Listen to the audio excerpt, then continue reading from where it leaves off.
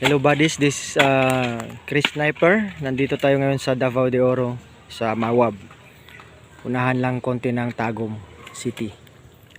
So nandito tayo ngayon. Papakita natin itong actual test dig after remapping. So ang dig site na ito ay naka 135 degrees southeast. Yan, galing sa fulcrum point natin. So dito tayo nag fulcrum itong dalawang bato. Tapos diretso doon ang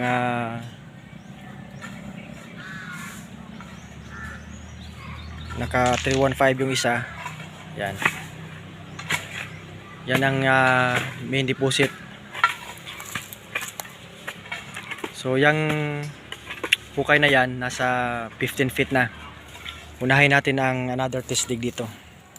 So ang distansya nito mga 30 meters. Okay. So ano nakuha dyan yan? Triangle. Okay. Ito malaking bato.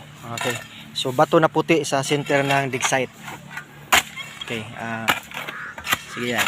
Pakikuha. Kayang tagalin? Okay. So this is red phantom on the mix and black shadow. Black shadow, tingin muna dito. Yan si black shadow. Okay, binilakid na. Puti talaga siya. Tingnan mo sa ilalim. Okay? Okay lang. Sa ilalim yan. May green na bato. Green ba? Oh, green. Oh, green talaga. Okay, may green stone under ng puting bato. Okay. So, i-try natin pull out yan. So, ito yung mga primary markers na nakukuha. Ito backfill na to ng mga bato. Pero may mga relevant markers dito na nakukuha. Ito siya. Teka ha. Okay, good. Good marker. So, pakisukat yan. Ilang taas yan.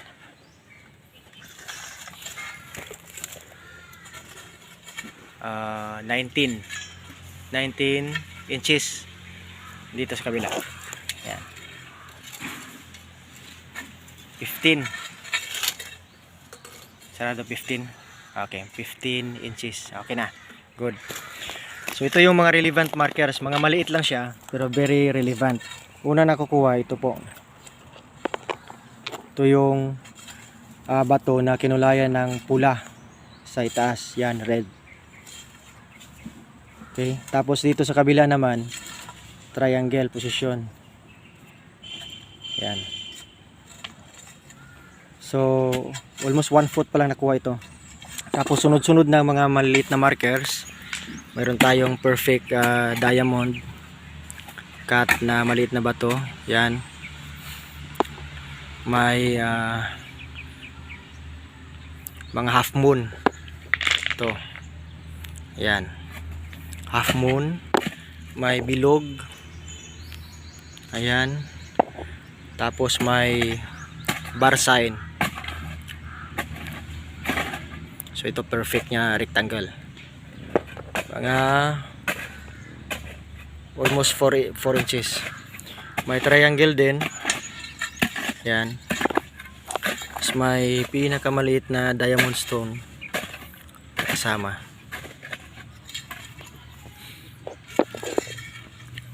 Yan ang mga hidden trail markers na nakuha. May letter D or half moon. Okay. Yan, ito yung mga marker.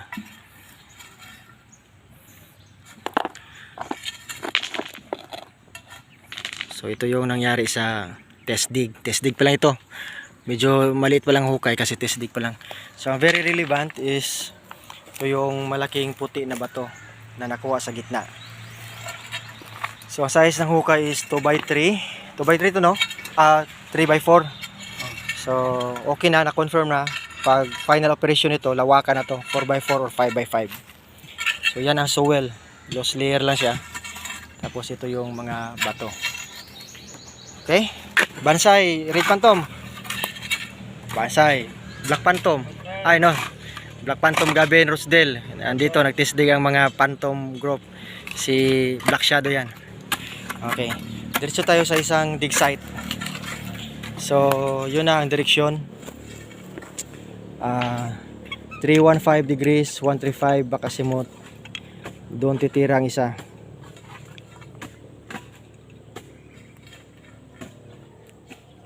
Ayan. So ito yung dalawang bato na nagsunod.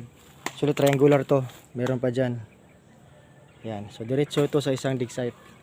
So naka bearing ito ng ang treasure boreal layout niya is 4, 5, 6 pattern. Okay. So ito namang dig site natin. Ito yun. Ayan ang hukay. So yan ang niyog. Diyan sa niyog may nahukay na buti na may code, numeric code na 1055. So galing diyan sa niyog, kita kong alignment yan. North-south alignment or 159 pattern. Back to back deposit. So 11 feet galing diyan sa niyog. May depot dito. Andun din sa kabila. Okay. So ganito nangyari buddies. Ayan, may submersible pump na tayo. Ready na yan. 3 horsepower yan. Yan, dahil matubig na. Yan, tingnan natin ang layer, backfield yan, layering. Yan, submersible natin, ready na yan. So ito yung pinaka last na marker na nakukuha. Tingnan natin, may cutting siya. Okay. Yan, kinakat. Sa kabila naman. Yan. Maraming slash, mga slice. So almost 1 foot ang taas. Okay. Yan, gandang trail marker. So mababaw lang talaga tubig dito, 15 feet tubig na. Yan. So next move nito ay timber na pag magpalalim. Kailangan na ito ng timber. So pakita ko yung marker. Tapos ko na yun sa Facebook. Pero ito yon actual. Ito nakuha to 6 feet under. Okay, may cross marker siya. Yan. Itong tawag natin na HTM o hidden trail markers. Yan naman may letter X na bato. Ito puti talaga na bato. Puti. Yan. Yan na to. Mas makita niyo na talagang inuukit. Yan. Then iba pang HTM na talagang credible at legitimate. Ito yung patong-patong. So may triangle na malaki. Ayan. Tapos may kapatong na naman na triangle. Yan, dalawa. Ito pangatlo, pang-apat. Yan. Yan siya. Diyan nakuha to sa sentro. Ayan. Tapos itong bilog na bato. Ayan. Kung 6 marker pa rin to, sentro. Another bilog na bato na may hole, saka may hole sa kabila. Ayan. Din ito, bilog din, manipis. So yan, sunod-sunod. Meron pa tayong trapezoid type marker. Yan. Saka maraming mga hearts dito. Ito, pakita natin mga hearts. Ito siya. Isa, dalawa, back to back heart yan. Yan. Back to back heart. Yan, ganyan talaga yung pagkakuha. Heart. Meron pa. Malaki to. Ito pa, maliit.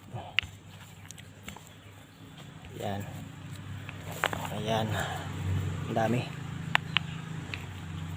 Okay, marami ding mga code white marker ito. Puti. Ayan. Okay. Tapos may diamond marker. So that means box under. Ayan.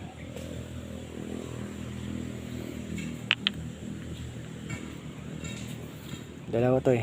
Perfect.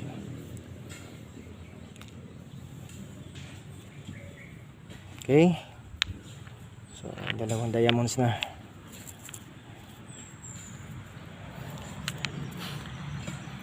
Ito black heart. Sa 12 feet na ito nakuha.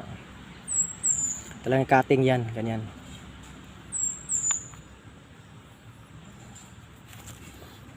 Ito naman.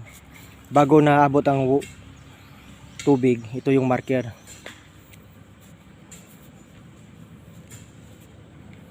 Ko alam anong klase ito, parang animal marker or something ano. Ayun ang humusga buddies. Basta ganun siya. Ano. Pinapatong lang ulo.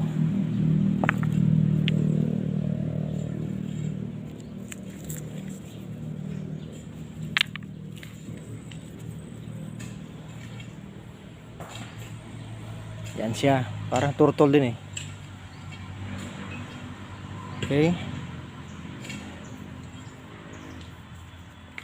Basta yan na yan. Basta importante na sentro ang dig site.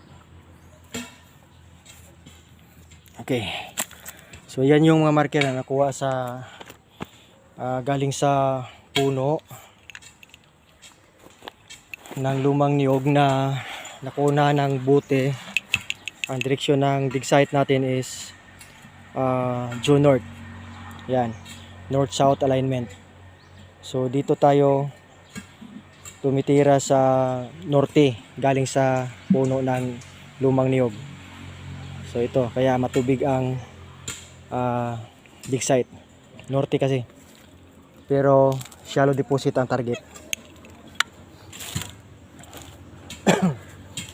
Okay, so ito yung mga very relevant marker bodies na nakikita natin sa dig site.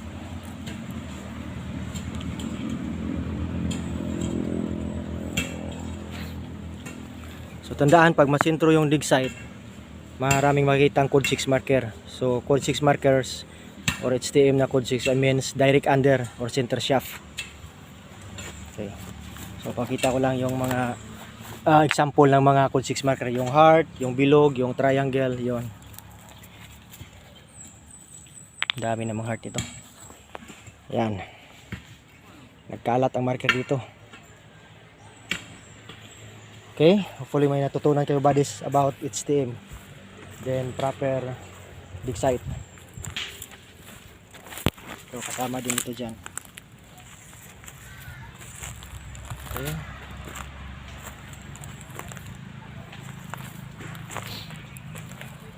Ito pa foot marker to. Yan.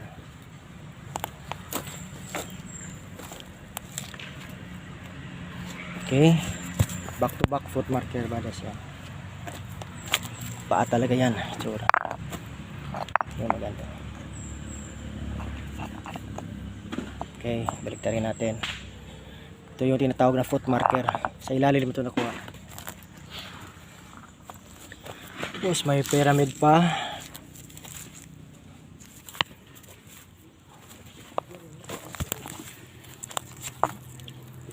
Yan.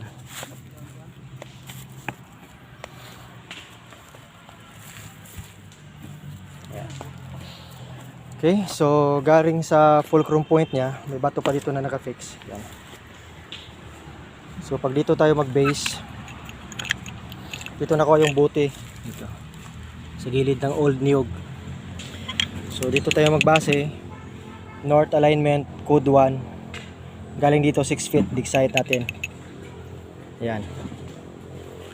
Yan na.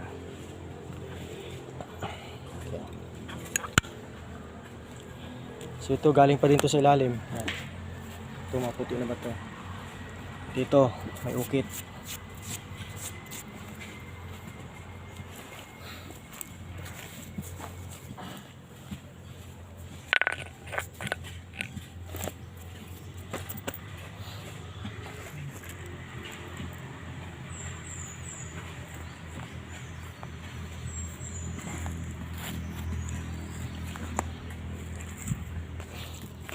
Okay, so ang project na ito ipagpatuloy nila. So ayan, ready ng submersible pump. Then